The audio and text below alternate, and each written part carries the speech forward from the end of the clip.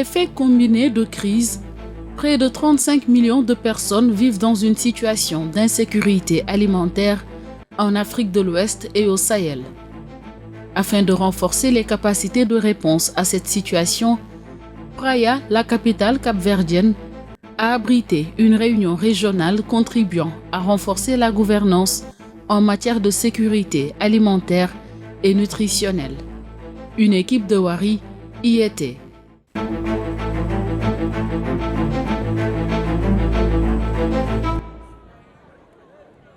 En Afrique de l'Ouest et dans le Sahel, près de 35 millions de personnes sont aujourd'hui confrontées à une crise alimentaire, contre 4 200 000 il y a 5 ans. Les causes sont multiples. Les crises sécuritaires, les changements climatiques et les crises financières, entre autres. Et c'est pour y répondre que le secrétariat du Club du Sahel et de l'Afrique de l'Ouest et le SILS, le comité permanent inter-État de lutte contre la sécheresse dans le Sahel, ont organisé à Praia, au Cap-Vert, la 39e réunion annuelle du RPCA, le réseau de prévention des crises alimentaires. Ce rendez-vous d'échange et de partage d'expériences qui vise à contribuer au renforcement de la gouvernance régionale en matière de sécurité alimentaire et nutritionnelle a regroupé plus de 260 participants en présentiel et en ligne. Le CESAO, le Club du Sahel et de l'Afrique de l'Ouest, donc, a un rôle à jouer, puisque le club a créé effectivement en 1984 le RPCA, qui est un peu une plateforme d'échange multipartite. Nous avons bien sûr les États et les organisations intergouvernementales. Vous avez le SILS, vous avez la CEDEAO et l'UMOA. Nous avons les représentants des organisations paysannes, de la société civile et des parlementaires qui ont un rôle de veille citoyenne. Mais nous avons aussi les partenaires. L'objectif principal de ce dispositif est de présenter aux décideurs politiques et aux partenaires techniques et financiers les évaluations de la situation agricole, alimentaire, pastorale et hydraulique faites par les experts dans le cadre des réunions du dispositif régional de prévention des crises alimentaires et du cadre harmonisé. Donc c'est essentiellement pour prendre des décisions. Et la réunion de décembre a surtout pour objectif de faire le point de la campagne agricole suite à la saison des pluies. Et ça permet de voir qu'est-ce que la région a produit, où est-ce qu'il y a des déficits, où est-ce qu'il faut entreprendre des réponses. Les résultats provisoires de la campagne agro-pastorale 2023-2024 et la situation sur les marchés agricoles de la région ont d'entrée été au cœur des débats. À l'issue des premières évaluations de l'ensemble des pays de la région, on s'est accordé sur un chiffre autour de 76,5 millions de tonnes pour ce qui concerne les céréales et au terme environ 205 millions de tonnes pour les tubercules. Donc, ce qui nous donne en matière de production céréalière une situation un peu en baisse par rapport à l'année dernière qui a été plus ou moins une bonne campagne. Et pour ce qui concerne les céréales, de 1%, ce n'est pas beaucoup, mais ça reste un peu au-dessus de ce qu'on a l'habitude d'avoir moyennement. Il faut dire que si on ramène cette production par tête chaque année, on se retrouve un peu en baisse parce que les populations aussi augmentent, donc les besoins augmentent également chaque année. Donc si on prend tout cela en compte, quand même, on a une campagne plus ou moins assez déficitaire par rapport à ce que nous espérons. Donc au niveau des marchés, on a vu qu'il y a quand même un bon fonctionnement des marchés actuellement parce que les gens sont en train de récolter, les gens sont en train d'approvisionner les marchés, surtout dans les localités qui ne sont pas sous une situation sécuritaire assez difficile. Mais dans les pays où la situation sécuritaire est difficile, dans les zones du lac Tchad et les zones des 3 frontières du Liptako-Gourma, dans ces localités, quand même, on trouve que l'approvisionnement des marchés reste plus ou moins assez faible à cause des difficultés de combats qui sont en cours. En plus de cette question sécuritaire, nous avons aujourd'hui le marasme économique lié à la vie chère, mais aussi à tout ce qui est impact de la crise ukrainienne sur les flux transfrontaliers et les importations des denrées alimentaires dans la région. Et les derniers soubresauts sociopolitiques ou situation politique, en particulier qui est survenue au cours de ces derniers semestres au Niger et qui a engendré des sanctions à la fois de la CEDEAO comme de l'UEMOA et qui a des conséquences sur les flux transfrontaliers, en particulier des denrées alimentaires, mais de tout ce qui est des flux commerciaux et donc qui perturbe l'économie locale, l'économie des petites entreprises familiales dont les populations en dépendent chaque jour pour pouvoir accéder à la nourriture. Voilà en somme les conditions extrêmement critiques qui frappent la région et donc qui continuent à faire végéter la population dans l'extrême vulnérabilité à la sécurité alimentaire et nutritionnelle. En outre, un bilan des réponses aux crises en cours a été dressé. De même, les mesures visant à renforcer leur efficacité et la résilience alimentaire des populations les plus vulnérables. Alors, depuis qu'on a tiré le constat en avril 2022, il y a eu un événement de haut niveau. Suite au constat de la première fois, la région a franchi le cap de 40 millions de personnes en sécurité alimentaire. Il y a eu un nouveau engagement fort en faveur de l'opérationnalisation du nexus humanitaire de développement de paix. Ça veut dire comment travailler ensemble, faire en sorte qu'il y ait plus de dialogue entre les acteurs humanitaires, les acteurs de développement à moyen et long terme et les acteurs de paix. Comment faire la conciliation donc, entre les besoins, les urgences humanitaires, aux besoins du développement durable, tout en les rendant sensibles aux questions de la paix. Et dans ce cadre, nous avons mis en place une task force au niveau global qui réunit le Club du Sahel, le SILS qui assure la coordination régionale. Nous avons la CEDEAO, l'UEMOA, l'Union européenne, nous avons l'USAID et nous avons le PAM et la FAO au niveau global qui sont membres donc, de cette task force. Et depuis lors, nous avons pu accompagner 7 pays du front sécuritaire, notamment le Burkina Faso, le Mali, le Niger, le Nigeria, le Tchad, la Mauritanie et le Cameroun, à pouvoir mettre en place des cadres de dialogue inclusifs, à définir des feuilles de route et à définir des priorités en matière de comment mieux travailler ou faire travailler ensemble les acteurs humanitaires et de développement de façon à avoir un processus de développement intégré et harmonieux pour renforcer la résilience à l'insécurité alimentaire et nutritionnelle dans la région. On a la chance d'avoir cet organe de concertation qui est le cadre harmonisé. Ensuite, on a le PREGEC, on a le RPCA. Et tout à l'heure, dans mon intervention, je disais, OK, mais où sont les politiques? Parce que le RPCA est la partie politique où on présente ces résultats et on challenge les politiques pour prendre en compte les besoins des populations.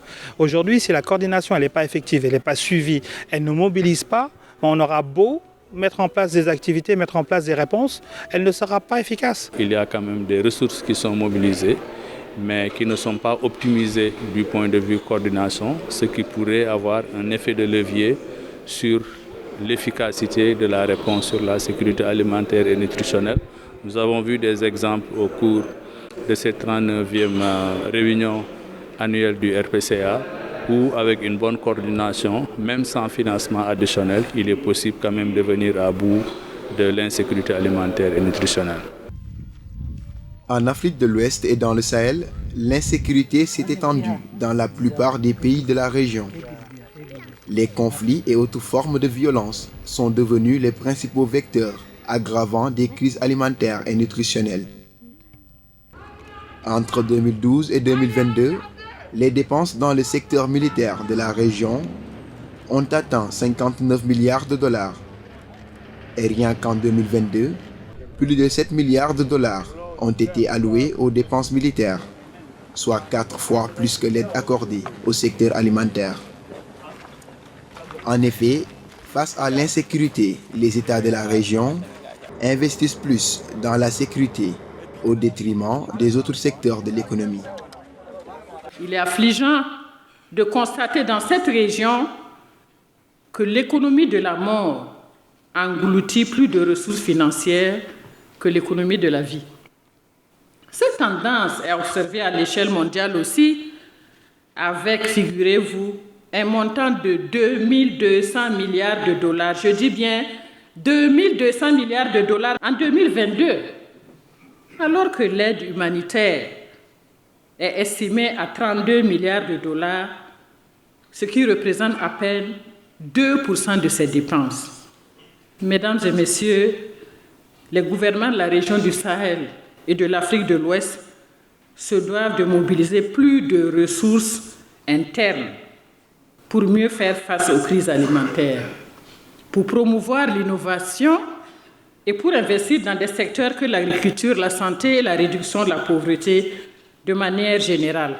Désormais, la solution ne peut que venir de l'intérieur, c'est-à-dire il faut que les États, la région développent des capacités endogènes suffisantes pour mobiliser le maximum de moyens pour vraiment gérer ses propres problèmes alimentaires. Cela ne veut pas dire également que nous n'avons pas besoin de la coopération, mais il faut que la région se dote de mécanismes souverains et durables de financement de ses propres ambitions. Sous l'effet combiné de la croissance démographique, de l'urbanisation galopante, les systèmes alimentaires de la région sont sujets à des transformations rapides. À cet égard, les participants à la 39e réunion du RPCA ont approfondi la réflexion autour du thème central, transformation des régimes alimentaires, marché et prix au Sahel et en Afrique de l'Ouest, implications pour les politiques alimentaires. Si on ne partage pas, on ne peut pas savoir ce qui marche et ce qui marche moins bien. Donc le réseau de prévention a ce mérite de poser les vrais diagnostics et de pouvoir proposer des solutions. Et nous utilisons des outils communs qui nous permettent de pouvoir comparer d'un pays à l'autre. C'est pour ça que c'est très important. Et cette année, réfléchir sur la transformation de nos régimes alimentaires, réfléchir sur les systèmes alimentaires et de leur devenir est vraiment très, très bénéfique pour chacun. Un État stratège doit mettre en place des stratégies, doit aussi réguler, doit organiser pour effectivement que les populations soient protégées. Et c'est ça que nous sommes en train de faire avec les plateformes régionales. C'est ce que nous allons faire avec le guide. Et ça, nous le partageons ici. L'état de la situation de la sécurité alimentaire et nutritionnelle, c'est, si vous voulez, un résultat du système alimentaire. Et derrière, vous avez tout le système alimentaire, les différentes composantes du système alimentaire qui y contribuent. Nous avons beaucoup discuté du marché, qui est devenu un facteur incontournable, parce que, comme je disais l'autre jour, nous sommes passés de crise de disponibilité liée à la production à une crise d'accès financier. Parce que la plupart, les urbains ne produisent pas de toute façon, ils ont recours au marché. La plupart des producteurs sont devenus aussi des acheteurs nets d'aliments sur le marché. Donc, ce qui fait que le rôle du marché aujourd'hui est devenu extrêmement crucial. Donc, nous devons explorer davantage, analyser et fournir des évidences, fournir en tout cas des éléments de prise de décision aux décideurs. Pour améliorer la coordination et l'efficacité dans la prévention et la gestion des crises alimentaires, des comités de veille citoyenne et parlementaires ont été mis en place dans quelques pays membres du réseau. Et cela, conformément à l'application de la charte PREGEC, le dispositif régional de prévention et de gestion des crises alimentaires. Un code de bonne conduite qui décline les responsabilités et engagements des acteurs impliqués dans la sécurité alimentaire. Cette 39e réunion a permis aux acteurs chargés de la mise en œuvre de la charte de formuler des recommandations. Il y en a trois principales, c'est d'évaluer le mécanisme lui-même, d'interroger le RPCA, le cadre harmonisé, tel qu'on l'a fait depuis un certain nombre d'années. Est-ce qu'on doit continuer? Est-ce qu'il y a quelque chose qu'on doit recadrer, tenant compte des changements qui se sont opérés dans l'écosystème de la région? La deuxième recommandation concerne des interventions opérationnelles. Parce que le RPCA vise à prévenir les crises, mais il faut aussi intervenir en cas de crise par des interventions d'urgence, permettez-moi l'expression, pendant les périodes de soudure et pendant les crises alimentaires aiguës qui se passent souvent dans nos régions suite à des conflits, suite à des sécheresses suite au changement climatique que nous connaissons. Bon, la troisième recommandation nous concerne en tant qu'acteurs de la société civile, c'est là aussi de repenser notre participation au RPCA. Est-ce que notre participation donne satisfaction à nos mandats? Est-ce qu'il y a des outcomes tels que des projets d'accompagnement des populations à la base? Nous avions, en tant que parlementaires, l'obligation de contrôler l'action gouvernementale. Mais nous avions aussi cette possibilité de proposer des orientations et de mettre en œuvre un certain nombre d'actions pour accompagner, stimuler le développement de nos pays.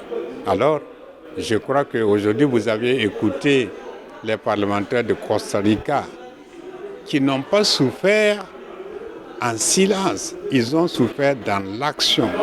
Ils ont proposé un certain nombre de lois où ils ont voté, ça a été entériné, c'est mis en œuvre. C'est ce que nos parlementaires de l'Afrique de l'Ouest doivent faire pour accompagner à rechercher des solutions pour la souffrance de nos peuples qui sont toujours sujets à l'insécurité alimentaire.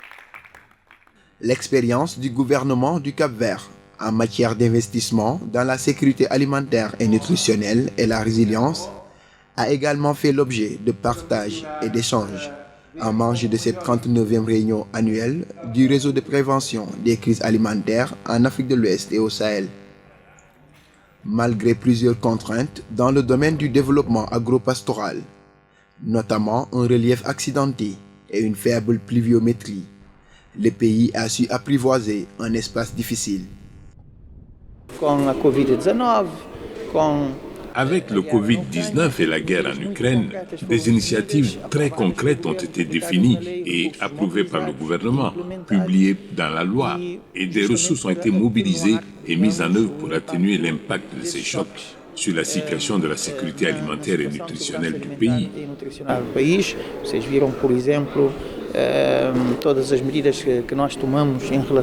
Vous avez vu, par exemple, toutes les initiatives que nous avons prises en matière d'élevage avec la subvention des aliments pour animaux. Vous avez vu les cantines scolaires renforcées avec des ressources très concrètes.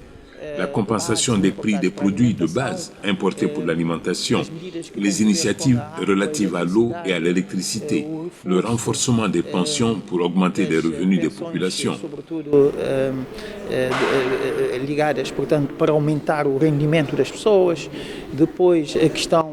Ensuite, il y a la question de l'ouverture des emplois publics pour s'assurer que les populations aient un revenu et un accès à la nourriture, car lorsque nous parlons de sécurité alimentaire et nutritionnelle, nous ne pouvons pas seulement parler de l'accès physique, mais aussi de l'accès financier à la nourriture. Il y a donc une très grande combinaison de politiques et d'interventions au niveau des différents secteurs.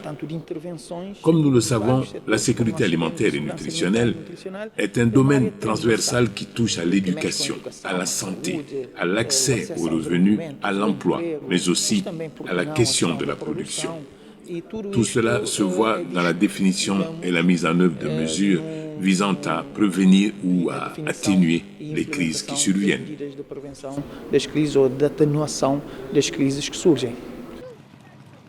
En Afrique de l'Ouest et au Sahel, les populations sont confrontées à des prix alimentaires parmi les plus élevés par rapport à d'autres régions du monde de niveau de développement similaire.